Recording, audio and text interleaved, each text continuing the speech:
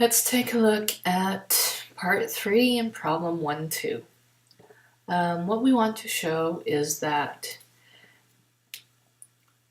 either of the fairness criterions in part 2 of this problem will imply that u of t is equal to v of t for all t. And since we have shown that these two fairness criterions are equivalent, it's enough if we just assume one of them in part 3.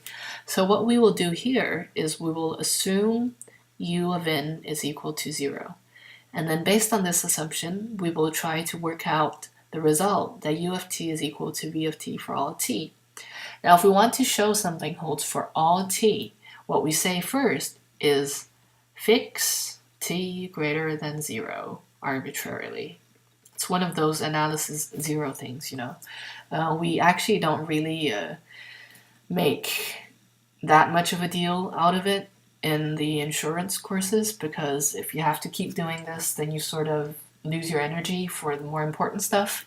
But let's just do this right now because we're just getting started. So fix t greater than 0 arbitrarily. Then,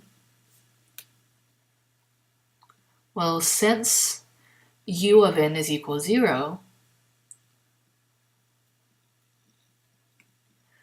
we have, by definition, that the integral from 0 to n of e to the delta t, n minus s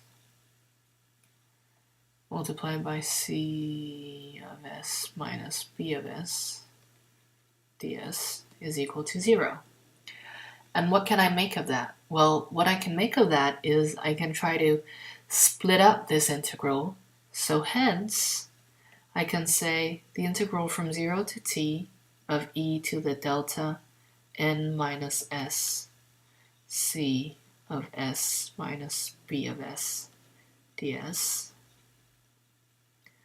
is equal to the integral from t to n. So I've moved the part of t to n over to the right hand side of e to the delta n minus s. And then because I have moved this over, that cost me a minus sign, so I have b of s minus c of s ds. Okay, so you can see that this kind of looks like u of t and this kind of looks like v of t, but we're still not done yet because I have an n inside here and I really want it to change into a t.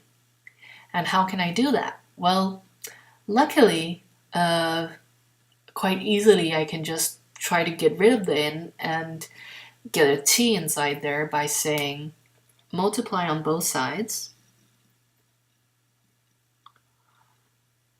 with e to the delta t and e to the minus delta n, right? I mean, I'm allowed to do that because nothing inside the integral depends on t, and this is, well, just a completely normal number.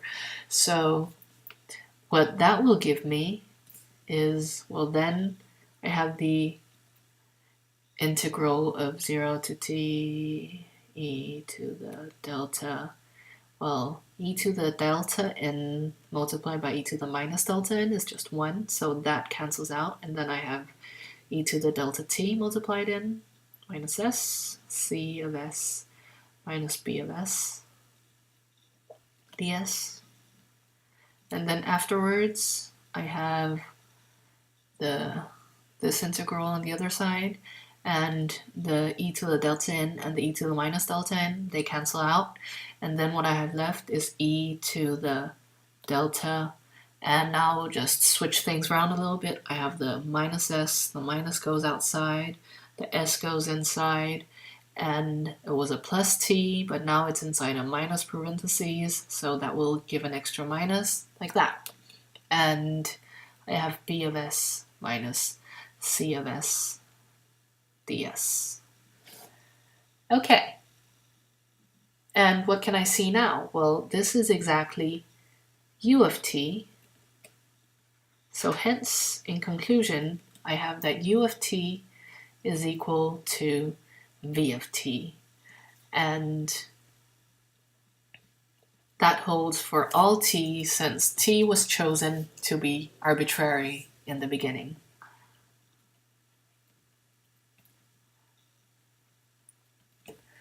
Okay, now some of you may kind of go like, hey, what just happened there? Why didn't you write up all the calculations over here? And to that I must counter. Things that have to do with multiplying with the same thing on both sides and stuff, well, you sort of have to figure that out on your own, and especially because you're watching this at home, then you can just pause the video and do the calculations there. Because those are kind of the sort of calculations that you have to be so used to that they just are extremely quick, you know. So if there are any calculations that you feel you're missing, then just do them on your own. And if you encounter a problem, send an email.